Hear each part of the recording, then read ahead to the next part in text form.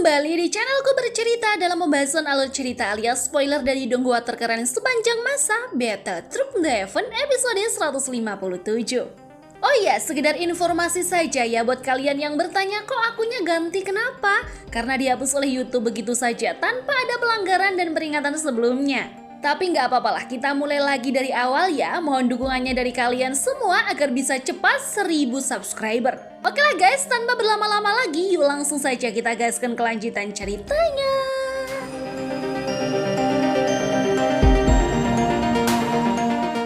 Beberapa sosok terlihat bercakap di langit, sementara dari dalam makam surgawi satu persatu peserta mulai keluar. Yang pertama muncul adalah wakil dari klan Lei, disusul oleh klan Yang, lalu klan Yan. Semuanya memancarkan aura yang jauh lebih kuat dibanding saat pertama kali mereka masuk, membuat suasana semakin memanas. Namun ketegangan meningkat tajam ketika retakan spasial lain muncul, melemparkan dua tubuh tak bernyawa Hunia dan Hunli. Semua yang menyaksikan langsung terkejut, sementara para perwakilan dari klan lain mulai berbisik beranggapan bahwa keduanya mungkin telah tersesat ke wilayah berbahaya dalam makam yang seharusnya tidak mereka jamah. Namun karena keduanya ditemukan dalam keadaan tewas, Huo Xuan tak bisa mengabaikan fakta bahwa sebelum masuk ke makam surgawi, Hunia dan Hunli sempat berseteru dengan Xiaoyan dan Sun Er. Muncul dugaan bahwa dua sejoli itu mungkin saja yang menghabisi mereka. Tapi mengingat reputasi buruk Hunia dan Hunli, Huo Xuan dan saudaranya Huo Ji tak merasa perlu terlalu ambil pusing. Sementara itu rombongan dari Gu Qingyan juga tampak terkejut. Saat melihat jasad Hunia dan Hunli yang terbaring tanpa nyawa, mereka segera menyimpulkan bahwa satu-satunya yang mereka anggap mampu mengirim dua Hun ke alam selanjutnya hanyalah Xiaoyan. Dan tepat ketika mereka sedang membahas hal itu, dua sosok yang menjadi bahan gunjingan akhirnya muncul. Tak lain dan tak bukan adalah Xiaoyan bersama Sun Er. Namun yang paling membuat semua orang terpana bukan sekedar kemunculan mereka, melainkan aura yang kini dipancarkan oleh Xiaoyan. Aura itu jauh lebih kuat dari sebelumnya. Tak ada yang bisa menyangkal bahwa kekuatannya telah berlipat ganda berkali-kali lipat. Xiaoyan dan Sun Er masih menggantung di udara, diam, tenang.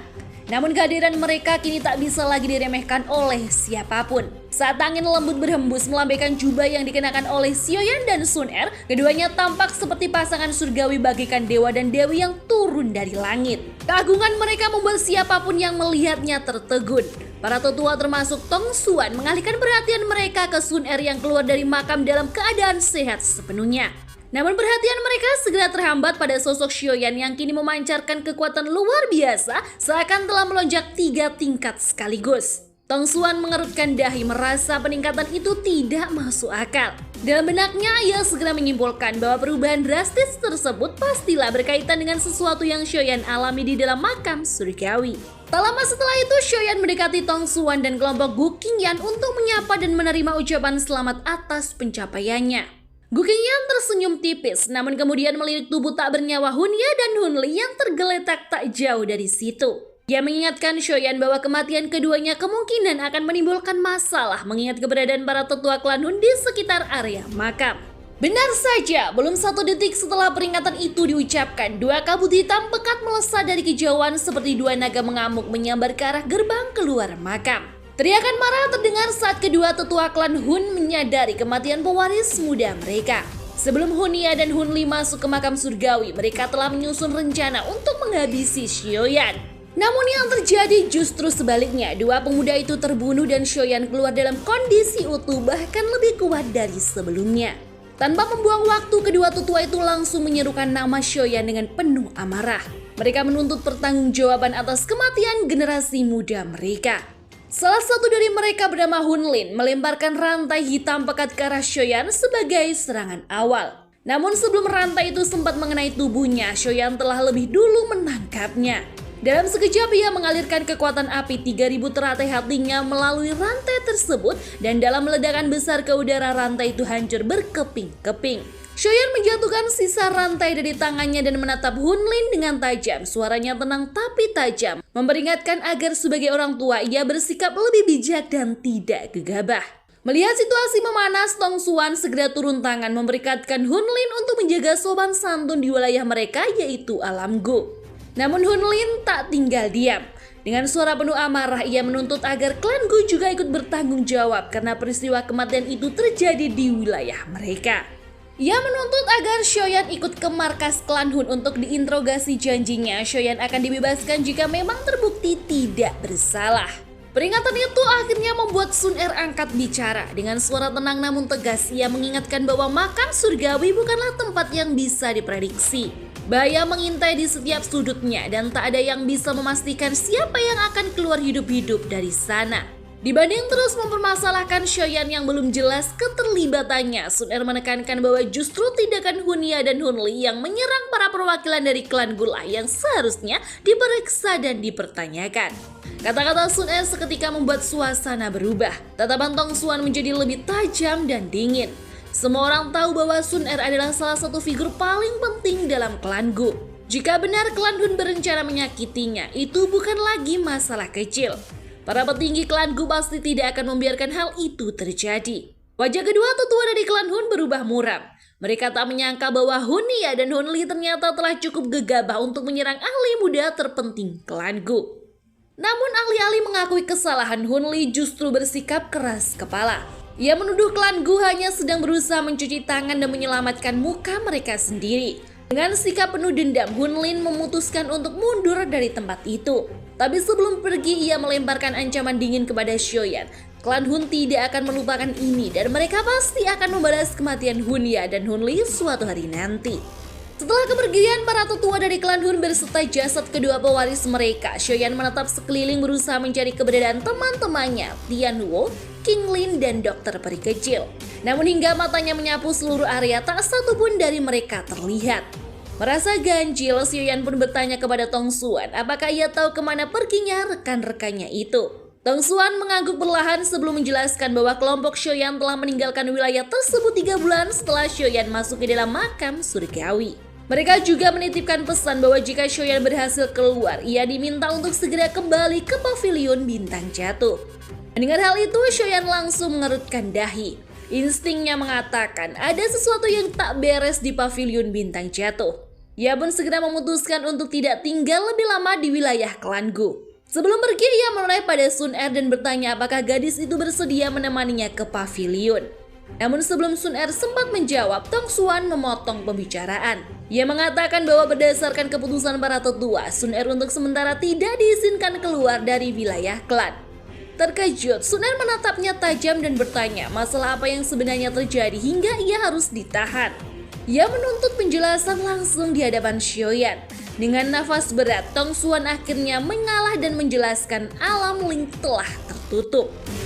Ucapan itu membuat Shoyan dan Sun Er terdiam seketika. Kini mereka memahami alasan mengapa dalam pembukaan makam surgawi kali ini tidak ada satupun perwakilan dari klan Ling. Para tetua klan Gu sendiri telah mencoba menyelidiki, namun hasilnya nihil, seolah-olah klan Ling telah menghilang sepenuhnya dari dunia, menyembunyikan diri di balik kabut misterius. Situasi seperti ini hanya mungkin terjadi jika klan tersebut menghadapi krisis besar, sesuatu yang tak bisa mereka atasi sendiri. Sun Er akhirnya mengangguk pelan, memahami bahwa keputusan para tetua untuk menahannya di dalam wilayah klan Gu adalah bentuk perlindungan terbaik. Shoyan pun menerima kenyataan itu dan meminta Sun Er untuk menghormati keputusan klannya demi keselamatan dirinya. Malam pun turun perlahan, cahaya bulan jatuh lembut seperti aliran air, menyelimuti pegunungan dan rumah bambu tempat Shoyan berdiri dalam diam. Ada kegelisahan di matanya setelah 3 tahun terakhir, ia dan Sun Er telah melewati suka dan duka bersama di dalam makam surgawi. Kehadiran gadis itu sudah menjadi bagian dari hidupnya dan besok pagi semuanya akan berubah. Ia harus pergi dan untuk pertama kalinya setelah waktu yang panjang mereka akan berpisah. Dalam keheningan malam, Shoyan tahu sebelum berpisah ada satu rahasia besar yang harus ia ungkapkan kepada Sun Er, sesuatu yang selama ini ia simpan rapat-rapat. Dengan langkah hati-hati, ia menatap wajah Sun Er yang diterangi sinar rembulan dan dengan suara pelan ia berkata, "Aku ingin bicara soal sesuatu yang penting." Bulu mata lentik Sun Er berkedip mendengar nada suara Shoyan yang serius. Tanpa bergerak, ia tetap bersandar di dada pemuda itu lalu menatapnya dan bertanya pelan. "Hal penting itu apakah tentang Sailin?" Pertanyaan itu membuat tubuh Shoyan menegang seketika. Disclaimer ya guys, mungkin adegan ini dalam rilis Donghua-nya bakalan ditiadakan. Pokoknya yang berbau romantis, apalagi berurusan dengan Sailin pasti dihilangkan. Jadi kalau nanti nggak ada, ya maklumin aja ya. Yuk lanjut cerita. Shoyan tak menyangka Sun-er bisa menebaknya dengan begitu tenang, padahal hatinya sendiri sudah kebat-kebit duluan. Ya, rahasia yang ingin Shoyan ungkap adalah tentang hubungannya dengan Sailin, termasuk segala konsekuensi dari pertemuan mereka. Dan ya, juga soal kemunculan anak mereka, Xiao Xiao, hasil dari hubungan mereka. Begitu menyadari bahwa gadis itu telah mengetahui hubungan tersembunyinya, Shoyan pun mendadak canggung. Sun-er yang mendengar pengakuannya tampak kesal namun juga tak bisa menyembunyikan perasaannya yang selama ini dipendam begitu dalam untuk Shoyan. Walaupun ada rasa kecewa dan amarah, rasa sayangnya lebih besar sehingga ia memilih untuk menahan perasaan tersebut. Tapi bukan berarti Shoyan lolos begitu saja. Sebagai bentuk luapan emosinya, Sun-er langsung menggigit dada Shoyan dengan keras tanpa ampun. Shoyan pun tak melawan, ia bahkan menahan aliran energi dokinya agar tidak menyakiti Sun-er yang sedang emosional. Setelah puas melampiaskan, Sun-er menatapnya tajam dalam cahaya rembulan yang menyinari wajah cantiknya, pemandangan yang membuat jantung Shoyan berdebar kencang. Godaan mulai memenuhi benaknya dan dalam momen itu dia pun membalas dengan sebuah kecupan yang dalam, membuat tubuh Sun-er bergetar karena campuran emosi dan perasaan. Di tengah malam yang sunyi dan atmosfer yang memanas, keduanya larut dalam keintiman emosional. Namun seperti kata pepatah, kalau dua orang berduaan yang ketiga biasanya setan. Dan benar saja, di saat Shoyan hendak melangkah lebih jauh, suara batu galus tiba-tiba terdengar dari balik hutan bambu. Keduanya langsung tersentak terpisah dengan panik dan mendapati bahwa Guyuan, tetua klan Gu, sedang berdiri tidak jauh dari situ dengan ekspresi datar. Sun-er dalam kekesalannya mencubit pinggang Shoyan dan buru-buru pergi, meninggalkan Shoyan yang hanya bisa berdiri mematung, menahan malu karena kedapatan oleh calon mertua di situasi yang sangat tidak ideal. Guyuan menyadari situasinya, hanya bisa menghela nafas dan menggelengkan kepala, maklum pada gelora muda yang terpancar dari anak serta calon menantunya. Untuk meredakan suasana, Guyuan pun mengalihkan pembicaraan. Ia menanyakan apakah Shoyan bertemu dengan leluhur mereka di dalam makam kuno. Ia bisa merasakan bahwa garis keturunan Dodi telah terbangkitkan dalam tubuh Shoyan, sesuatu yang hanya mungkin terjadi jika Shoyan benar-benar berhasil menerima warisan terakhir dari klan Xiao. Mengetahui hal itu, Shoyan dengan penuh harap bertanya apakah masih ada cara untuk menyelamatkan Xiao Xuan. Namun sayang, jawaban Guyuan tak jauh berbeda dengan penjelasan dari Xiao Xuan sendiri. Menjadi seorang Dodi adalah satu-satunya jalan yang bisa dilalui dengan melanggar aturan makam kuno, aturan yang dulunya juga dibuat oleh seorang Dodi pada masa lampau. Usai membahas kemungkinan munculnya Dodi baru di benua Doki, Shoyan dan Guyuan, dua pria dari generasi berbeda, mengalihkan pembicaraan mereka ke soal klan Ling yang mendadak tertutup dan misterius. Shoyan mengemukakan kecurigaannya, mungkinkah hilangnya klan Ling ada kaitannya dengan klan Hun? Pertanyaan itu cukup mengejutkan Guyuan. Ia merespon dengan serius, menyatakan bahwa dugaan tersebut terdengar mustahil.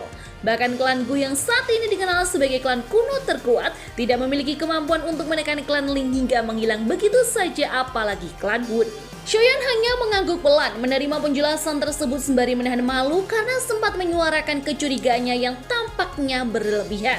Guyuan dengan nada menasehati mengingatkan Shoyan untuk mulai belajar mengendalikan emosi dan hasrat mudanya. Percakapan pun usai dan Shoyan kembali ke rumah bambu untuk beristirahat. Keesokan paginya saat cahaya mentari menyinari pegunungan, Shoyan dan Sun-er melangkah keluar dari tempat peristirahatan mereka. Di langit beberapa kapal perang besar melayang, siap menjadi kendaraan bagi Shoyan dan para perwakilan klan lainnya meninggalkan alam Gu. Shoyan memperhatikan suasana di sekelilingnya. Ia melihat beberapa komandan klan Gu seperti Lin Kuan, Yang Hao, dan Lin Xiu yang dahulunya sempat meremehkannya kini memasang ekspresi gentar. Bahkan Gu Yao yang sebelumnya menarik diri dalam pelatihan tertutup kini tampil dengan sikap jauh lebih bersahabat terhadap Shoyan. Perubahan ini membuat Shoyan tersenyum karena ia tahu sang tetua telah melepaskan keangkuhan lamanya. Saat semua orang telah berkumpul, datanglah Yao Xingji membawa sebuah lambang kehormatan milik klan Yao, token undangan resmi untuk sebuah upacara besar.